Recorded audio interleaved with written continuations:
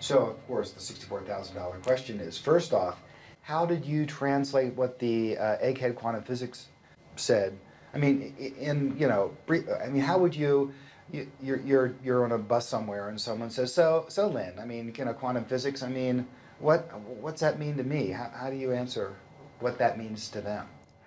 Well, what it means to them is, first of all, we're all connected. I mean, I think the most fundamental thing is we're all connected by an energy field. We swim in a sea of light, basically, which is the zero-point field. And I say, first of all, you get away from the whole idea of separateness, because separateness is the biggest problem of the world now. I mean, separateness causes all the wars in the world. It causes the mine is bigger than yours mentality. I have to have more. I don't have enough. I have to grab this for myself type of idea. So you have to rethink your life in terms of being part of a bigger whole. And secondly, you have to also understand that your intention is going to affect your world, and that what you think, your thoughts, your very thoughts, affect everything that's going on in your life. And so you have to think wisely. Why does quantum physics say that? And give me a like. Well, quantum physics says that because. Okay, I think there's two really important things here that a lot of people touch on. I'll say that again because you may do it again independently. There's two really important elements here. There's the Copenhagen interpretation basically means that reality is unset jello. That's the way I like to put it. There's this just big indeterminate sledge out there that's our potential life. And and that we, by our very act of involvement, our act of noticing, our observation, we get that jello to set. So we're intrinsic to the whole process of reality. Say that again. We're intrinsic to the whole process of reality. Our involvement creates that reality. Now, the second thing that's really important is the whole idea of non-locality, the idea of action at a distance, which is, I call it till death do us part. And it means if you've got two electrons and you move one to Tokyo and one to San Francisco, they both know about each other through time and space. And if one breaks his leg, if he's skiing in Vail, the other one breaks his leg too, even if he's sipping a latte in Colorado. So there's this constant action, and we're finding non-locality everywhere, in our bodies, in space, from stars, in regions of the zero-point field. Everything is connected. And so we have this involvement in everything. We are our world. There's no out there. There's no place where we end and everything else begins. We're all connected. And we also have this involvement in creating our reality. So when you say that we're all connected and we don't really end, we're all, what is the scientific basis for that? Specifically, what? Because that sounds like a mystic from the enlightened spheres of the Brahmaloka speaking. I mean, but now you're saying it in scientific. What's the scientific? Okay, this is going to take a long time to try to answer. There are, first of all, there's demonstrations from the work of Fritz Albert Popp that we are beings of light, that we are sending out and receiving small photons, photons, small particles of light. We're sending and receiving photons all the time. Those are small particles of light.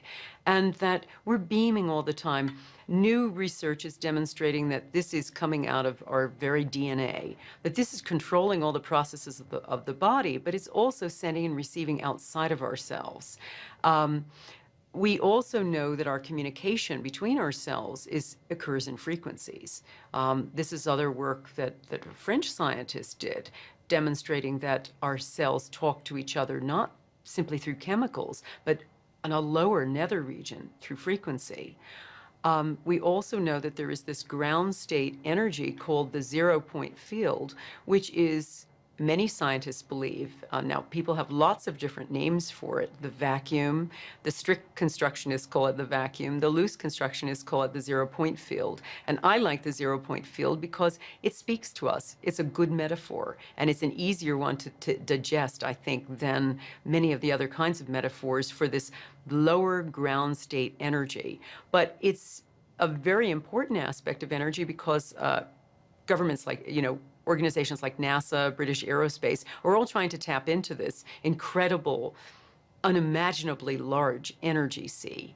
And they feel if they can tap this, we can travel to different galaxies. So they understand that in empty space, there is this unbelievable energy. But we are doing a little energy dance all the time, not only with the photons that we're sending and receiving, but we, our bodies are made up of the same stuff as everything else, as this chair, as the tables, as everything that we look at. We all derive down to a set of subatomic particles. And particles aren't just little billiard balls that swirl around a nuclei like we're taught in physics.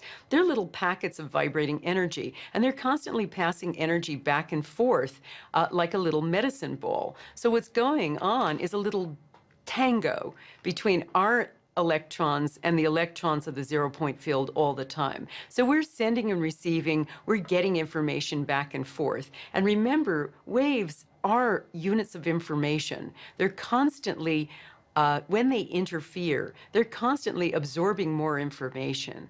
Many scientists have come up with information, like with magnetic resonance imaging, demonstrating that these waves have they're little holograms of information that can be regenerated, that have a history of information about the structures they come from. So we're talking about a sea of not only unfathomably large energy, but a memory bank of everything that ever was, just out there in empty space.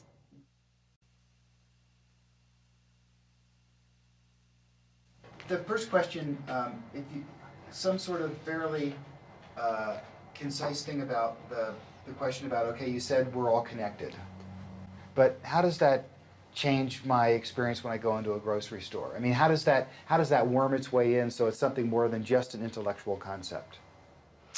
I think, first of all, it's studying what other living things do and understanding that you're part of this giant ecosystem. So maybe there's some timings that are good times to do things and bad times to do things. We know now we're affected by the planets. We watch animals. And animals are hugely affected in their intention and their ESP abilities by certain things. I mean, pigeons can't navigate their way home when there's a geomagnetic storm. So maybe we look at ourselves as part of a larger thing. We also look at other cultures where you realize that there is this reciprocity thing. I mean, when we go into a grocery store, you try to get one over on someone. If they make a mistake on the price, you laugh about it, and you basically take the thing without paying what you're supposed to pay for it. Well, maybe you look at things in a larger way of saying, well, no, the universe has a reciprocity here.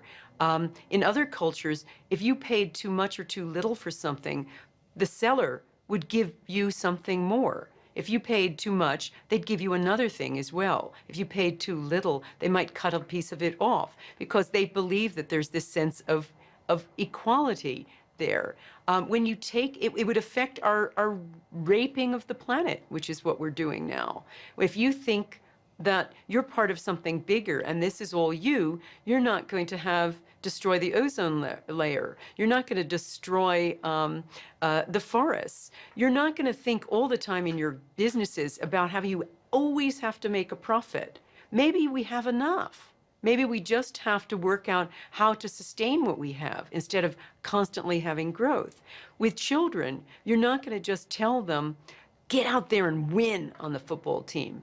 You're going to teach a more cooperative way of working with other children, that you work in you sit in a circle. You don't have to be called upon. You don't have to be humiliated in education, in your school. Maybe you just quietly go out and learn by observing, as native cultures do. And when the child knows it, the child comes back and everybody applauds the fact that he has information. You are going to listen to all your intuitive things and not listen to just what the radio says. If you intuitively don't think it's going to rain, don't bring your umbrella. Listen to your intuition, not the weather report. So you're going to access other forms of information rather than the ones that you see with your five senses and the ones that you're told. You're also not going to listen to what they tell you all the time. And now it's going to have some global effects too in the way that and it's already starting with things like peace universities and things like that, but other ways of looking at things. And it's also going to grow in tiny groups where small groups can start talking together about other ways of being, that we don't have to just do it this way, where it's dog eat dog. I don't have enough. I want what you have kind of ways of doing. And as I say, many times when I found myself, I put my cup out and it gets filled. And oftentimes against impossible odds. Ed Mitchell said that to me. I said to him, how did you ever finance the Institute of Noetic Sciences and put 4 kids through college? And he said, trust the process. He said, I trusted the process. I got my kids through school. Whenever I needed money, it came my way. I just trusted the process. So I think it's oftentimes not so much a striving, that the true intention isn't really a striving and a forcing. It's a letting go. And it's an acknowledgement of allowing things in. When you talk to all the best healers in my study that I talk about in my book about the AIDS patients, where they had healers all across America, and they took a batch of terminal AIDS patients, and they each were given a different patient to pray for a week. And they traded patients, so it wasn't just one kind of healer. There were about 50 healers. The healers, it was demonstrated without a shadow of a doubt that distant healing worked. And that these guys, the AIDS patients who were prayed for, got better. The AIDS patients who were the control group, who were not prayed for, got worse. And what all of the healers who were effective were saying is about letting go, about opening yourself up to a greater power coming in, and that just saying, please, may this person be healed. So without trying to sound really corny, it's relearning how to really pray. And I'm not just talking about praying to the white man in the beard who sits on a cloud upstairs. I'm talking about praying to a larger entity, a real sense of the divine, and trying to allow that into yourself and allowing yourself to be just part of that flow, almost like a channel for it. And that really is perhaps the ultimate way that we start really understanding how to live the field. Well, I wanted to ask you this question. This is a perfect lead into it. This whole thing about religion and sort of where we're going in consciousness or modern spirituality, what's the difference between your traditional dyed-in-the-wool religion and sort of the world that you seem to be Columbusing without a compass into? Okay. There's different metaphors for the same thing, basically. Our current idea about religion and ancient ideas of religion are part of man's intuitive sense of the divine, intuitive sense of the force or the field. We've all had an intuitive sense that there's a larger unity there. And so really the field, you could call it the Holy Ghost, or you could call it the field, but it's the same thing. I think our sense of religion now is one of the problems with organized religions, though, is that there is this sense of separateness, that it's only good to be a Protestant, or that people who are Catholics are the only people who know the way. And I think now our current understanding of quantum physics is this understanding of complete unity, and so that we have to derive our spirituality from a sense of unity and really all working together rather than, again, this kind of sense, a different kind of separateness, a separateness with a different label. But I think it is really what I looked at was really a science of the miraculous. And it's really understanding that there's scientific proof for those things that we've always intuitively understood but never had proof for. Now we do. And what just sort of what's the top three on the hit list in your mind of the scientific proof of the miraculous? And not going into detail, just kind of like at a chapter heading. What would they? Because that's a very intriguing thing you say. It's like, oh, really? What? Okay. It's for people watching the movie. They're like, well, I fell asleep for the last 10 minutes. I need the top three here. Okay. I'm just going to think for a second. You're talking about studies and things like that. Okay.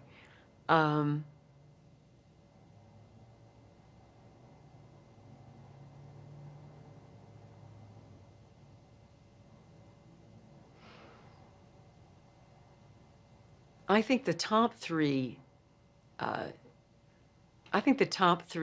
scientific, no, let me just say this again.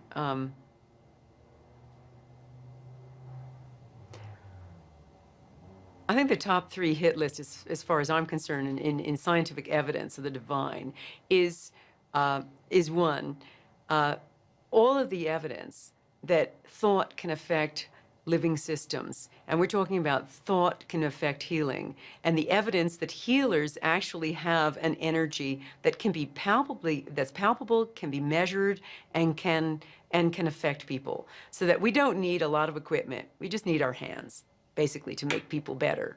I think that's number one.